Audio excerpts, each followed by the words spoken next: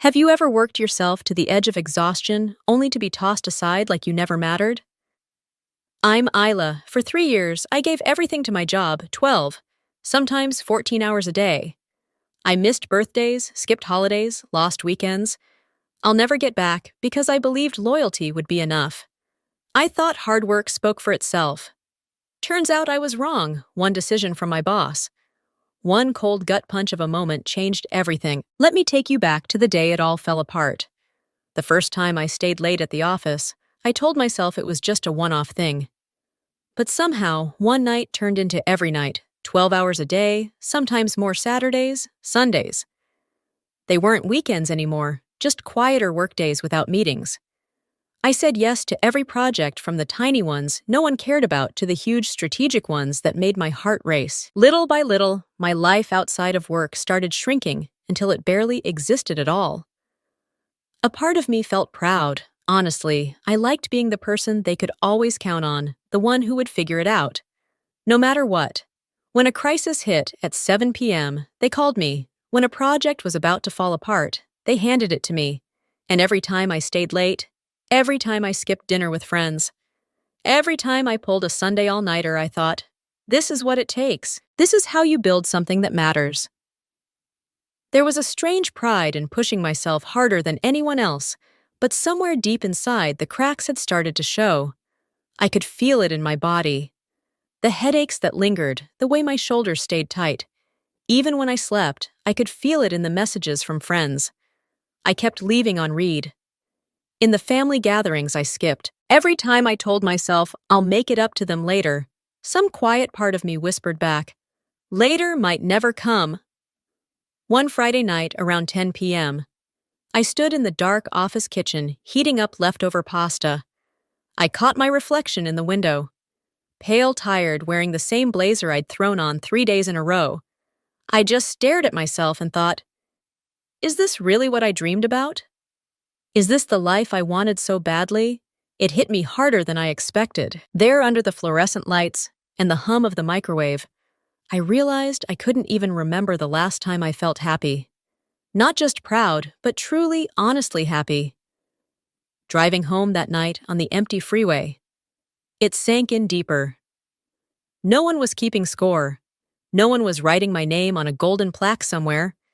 And no matter how many late nights or weekends I gave away, work wasn't going to love me back. Still, I pushed the thought away. Monday was a big meeting, a big deadline. I had no time for doubts.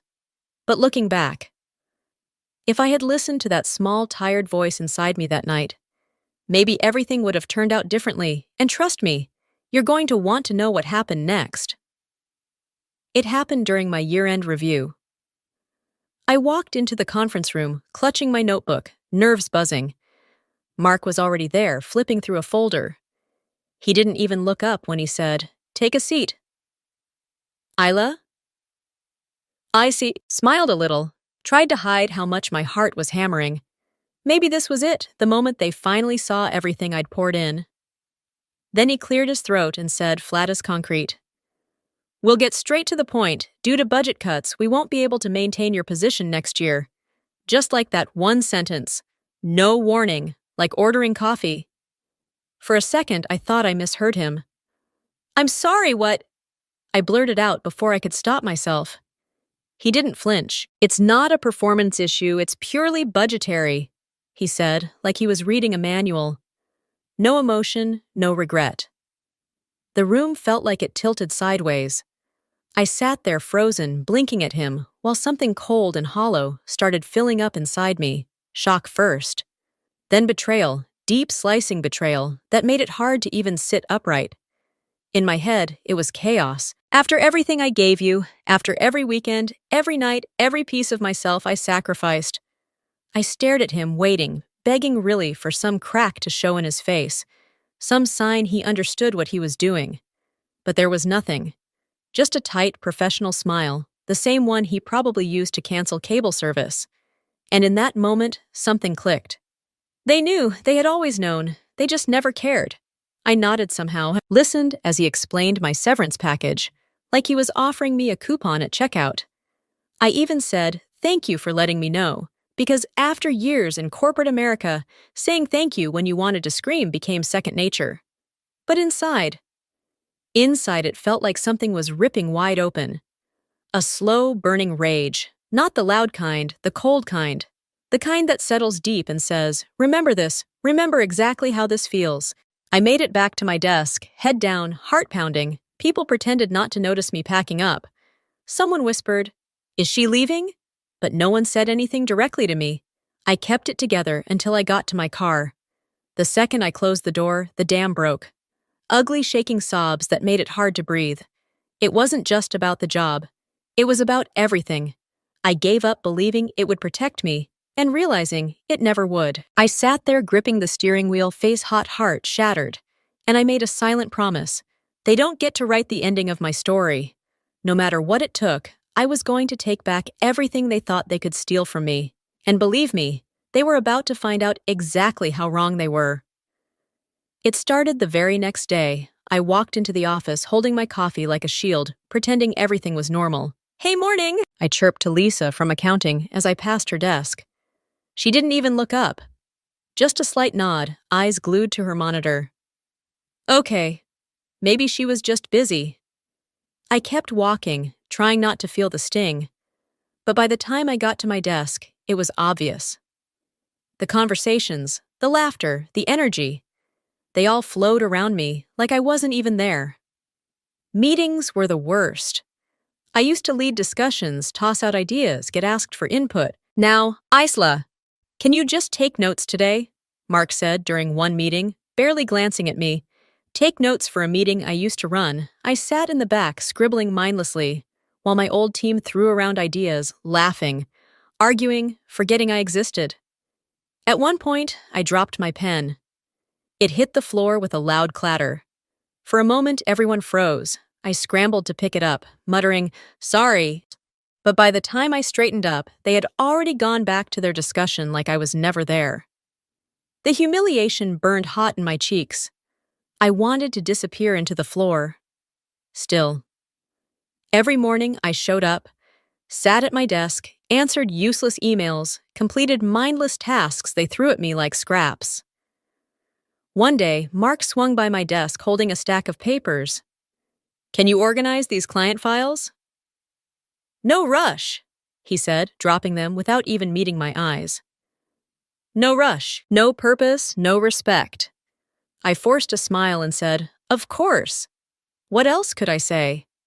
Inside, it felt like I was folding in on myself, shrinking smaller with every passing hour. I started dreading walking through the office doors, started dreading the way people's conversations dipped when I approached the way no one ever asked, hey, Isla, how are you holding up? Sitting alone in the break room one afternoon, poking at a sad vending machine sandwich, I overheard two coworkers whispering by the fridge. She's still here. I thought she'd be gone by now. I gripped my coffee cup tighter, swallowing hard. They weren't even being cruel. Not really, they were just indifferent. And somehow that indifference hurt more than outright cruelty ever could. Later, washing my hands in the bathroom, I caught my reflection in the mirror. Tired eyes, slumped shoulders. Someone who looked more like a ghost than the woman who used to storm into meetings full of ideas and fire. When did I start looking like someone who gave up? The thought hit me harder than any snide comment or silent treatment ever could. That day, sitting alone with my sad sandwich and my broken pride, I made a decision. If they were going to treat me like I was invisible, fine, but they were going to regret ever making me feel that way. And the first step was something none of them would see coming. It was a Thursday night. Almost everyone had gone home. The office lights buzzed low and tired. My screen glowed in the dark like a loaded gun. I sat there, fists clenched on my lap, breathing through the tight knot in my chest. 3 years of my life reduced to nothing. No thank you. No recognition. Just silence. Just emptiness. But not for long. I pulled out the small flash drive I had hidden at the bottom of my bag. Plugged it into my laptop. My heart slammed against my ribs so hard it hurt. One wrong move, one wrong click. One curious coworker still lingering around, and it would all blow up in my face. But I didn't care. Not anymore. I opened the folders. Project plans, client strategies, Internal manuals I had built from scratch, documents that had generated millions for this company. Documents they never would have had without me. You want to erase me, I muttered under my breath. Fine. Let's see how well you survive without the things I created. I clicked Select All. My fingers trembled slightly. Not from fear from adrenaline, from fury that tasted like metal on my tongue. The loading bar crawled across the screen. Every second felt like an hour. Every small beep from the printer in the hallway made me flinch. I kept glancing over my shoulder. Empty, silent, just me and the ghost of everything they had taken from me. File after file poured into the flash drive. Proof of the late nights. Proof of the weekends. Proof of everything they thought they could just throw away. When it finished, I yanked the drive out so fast it almost slipped from my hand. Shoved it deep into my pocket. Took a long, shaky breath. Done but not finished. I didn't even pack up my stuff properly.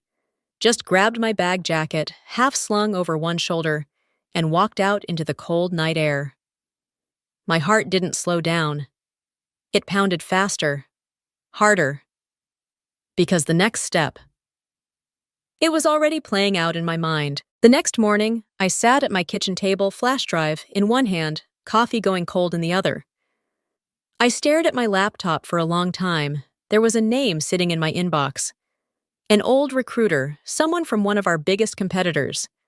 A company that had once tried to poach me before. I never even replied back then. Loyalty, I told myself. Faith. Stupid, not anymore. My fingers hovered over the keyboard. One email. One message. That's all it would take to start everything spinning. Are you still looking for someone who knows how to build systems from scratch? I typed it in a single breath. Attached my resume. Attached a portfolio of projects. Nothing proprietary, but enough to make them look twice. My thumb hovered over the send button. Just for a second. Once I hit it, there would be no going back. I closed my eyes, saw Mark's blank face, heard the quiet laughter of my old teammates as they walked past me like I was invisible, felt the sting of every sacrifice they had thrown away like trash. I opened my eyes, clicked send. It was like firing a shot in the dark, like lighting a match and dropping it onto a trail of gasoline. I sat back in my chair, heart racing, adrenaline buzzing through every vein. It was out there now, the first move, silent, deadly, and what came next. Let's just say, they were about to learn the hard way what happens when you push the wrong person too far. The moment I opened the email, something inside me flickered, a name I hadn't seen in a long time. A recruiter from that big competitor subject line. Excited to connect, my heart skipped, then raced. I hadn't felt this in weeks, that tiny, dangerous thing called hope. Maybe, just maybe, I whispered to myself, staring at the screen like it might disappear. I clicked open. Read it once. Twice. We're impressed with your background, Isla. We'd love to discuss a leadership opportunity. Leadership, not just a desk, not just a task list. Something stirred in my chest, something fierce, something that had been crushed for so long, I almost didn't recognize it. The interview was set for Thursday morning. I wore my best navy blazer, the one I hadn't touched since before everything fell apart. Hands trembling slightly, I logged into the call. A woman named Stephanie appeared first. Recruiter, bright-eyed, energetic. Isla, it's so great to finally speak with you, she smiled. Your work at your last company. We've been following it for a while. I blinked. Really? I sounded like I didn't believe her. Maybe because deep down I didn't. Not yet. Then Thomas, the hiring manager, joined, serious, focused, but not cold, the kind of man who listened first and spoke second. After a few minutes of polite questions, he leaned forward and said, Look, we don't just want someone to fill a role. We want someone to build something with us. You've already done it once. We want to help you do it bigger. I stared at him, stunned. You're serious, I said before I could stop myself. He smiled a small, knowing smile. Dead serious. Your ideas deserve better. You deserve better. My throat tightened. I nodded quickly, trying not to let too much show on my face. Inside, I was a hurricane. After the call ended, I just sat there in my tiny kitchen laptop, still open, heart pounding. They saw me. They didn't just see a resume. They saw a person, a builder, a creator. I thought back to all the times at my old company when I pitched ideas only to be patted on the head. Sidelined, ignored. We'll circle back. They always said, but they never did. Now here was someone saying, let's build it together. I closed my eyes, took a deep, steady breath. This wasn't about revenge anymore. It wasn't about proving anything to them. It was about remembering who I was before they made me doubt it. The next morning, the offer arrived. Higher pay leadership role, and the words that hit hardest, resources to scale your innovations. I read the letter 3 times, hands trembling slightly, laughed a little, wiped away a tear. I didn't even realize was falling. It's not over, I whispered to myself. It's just getting started. But before I signed anything, there was one last thing I needed to do, because the people who tried to bury me, they were about to find out they planted something they couldn't control. I knew exactly which contract I wanted. From the moment I walked into my new office, that target burned in the back of my mind. It wasn't about revenge. It wasn't about anger. It was about taking back what was mine. That client, that massive, prestigious client, had once been my project. My late nights. My blood, sweat, and strategy. The fact that the old company thought they could keep it after pushing me out. Yeah, that didn't sit right. Our first meeting with the client was nerve-wracking. I stood outside the glass conference room, smoothing my blazer, breathing slowly. You ready? Thomas asked, clapping me lightly on the shoulder. Born ready, I said, flashing a smile that probably looked more confident than I felt. Inside my old client, a man named Richard was waiting, sharp suit, sharp mind. He looked up as we entered, eyes narrowing slightly when he saw me. Isla! Surprise flickered across his face. I didn't realize you were leading this. I smiled, sweet and steady. Good to see you again, Richard. Let's catch up. God, it felt good to say that, like slipping on armor I thought I'd lost. We sat down, talked. I listened more than I spoke, just like I used to. Richard outlined the problems he was facing. New inefficiencies, missed deadlines, lack of vision. All the things that had started happening after I left. I leaned forward, kept my voice calm. Sounds frustrating, we can help. Simple, clear. No begging, no selling myself short. By the end of the hour, he was nodding, smiling. You always did know how to fix things others couldn't, he said, scribbling notes on the proposal. Maybe it's time for a fresh start. 2 weeks later, the news dropped. We got the contract, not just any contract, their biggest one, the crown jewel. The email came through at 7:42 a.m. on a Tuesday. I sat at my desk, staring at the words, barely able to believe it. Isla? Thomas called from his office, grin wide. You just made a lot of people here very, very happy. I laughed. Actually laughed for the first time in months. Not polite, not cautious, real chest-deep laughter that filled the whole room. I walked out onto the floor. My new team clapping, high-fiving, shouting congratulations. That's how you make an entrance, Stephanie joked, tossing a stress ball at me. I caught it easily, grinning back. By noon, the news had spread not just in our company across the industry. Phones buzzed, emails flew, LinkedIn posts exploded. Everyone knew the company that had thrown me away had just lost one of their biggest clients to me. I imagined the looks on their faces, Mark's fake professional smile slipping, the awkward scramble to explain it to leadership. And you know what? I didn't feel guilty. Not for a second, because they didn't just lose a contract. They lost the person who made those wins possible in the first place. Standing there, watching the messages pour in, I realized something. This wasn't the end. It wasn't even close. I had only just begun to take back everything they thought they could steal. And what I was planning next would make this first blow look like nothing. The first thing I noticed was the light.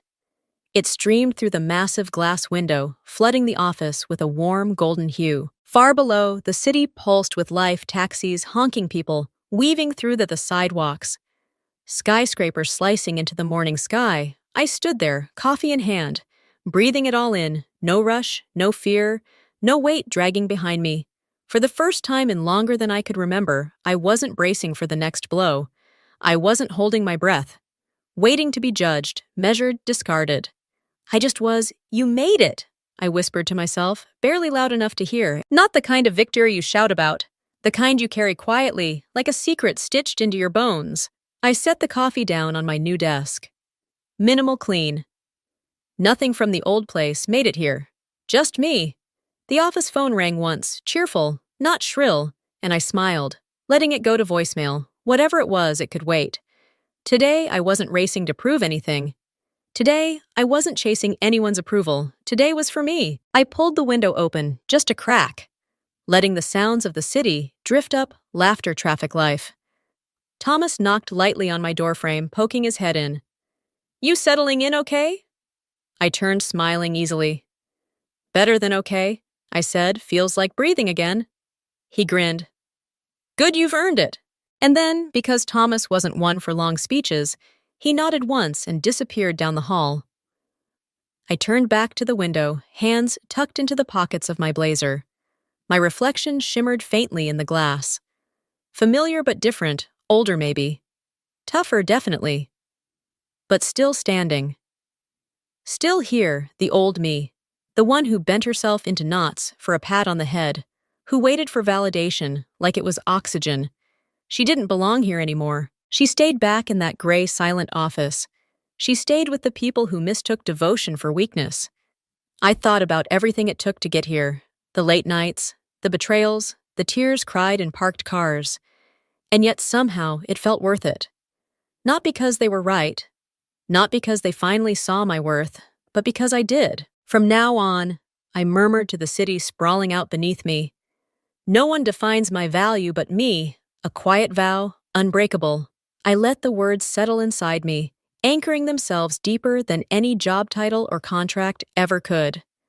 My phone buzzed on the desk. A new email, subject line, "Proposal for Leadership Conference. We want you to keynote." I let out a breathless laugh, shaking my head. Not long ago, I would have opened it instantly, desperate to say yes, desperate to prove I was good enough. But not today. Today. I picked up my coffee, leaned back against the window, and just looked out at the city. Opportunities would come, challenges would come, but my worth. That was mine now. And no one, no manager, no company, no industry, whisper could take it away again. I smiled to myself, a slow, sure thing. Because this time, I wasn't just going to build a career, I was going to build a life. And the next move I made would be bigger than anything they ever imagined. 3 years over, 12 hours a day, I walked in with all the trust in the world, giving everything I had without hesitation. And in the end, they thanked me with a cold decision. No hesitation. No regret. I lived through humiliation, through loneliness so sharp it hollowed me out. I learned what it feels like to be invisible in the very place I helped build. But through the wreckage, I also found something stronger, the power to define my own worth without waiting for anyone else's approval. Today I stand not because someone finally recognized me, but because I realized I never needed them to. The real victory wasn't in revenge. It was in rebuilding a life on my own terms, stronger than before. If you've ever been underestimated, overlooked, or made to feel replaceable, remember this. Your value is yours to decide. Always, have you ever been through something like this? If you have, share your story in the comments. I would truly love to hear it.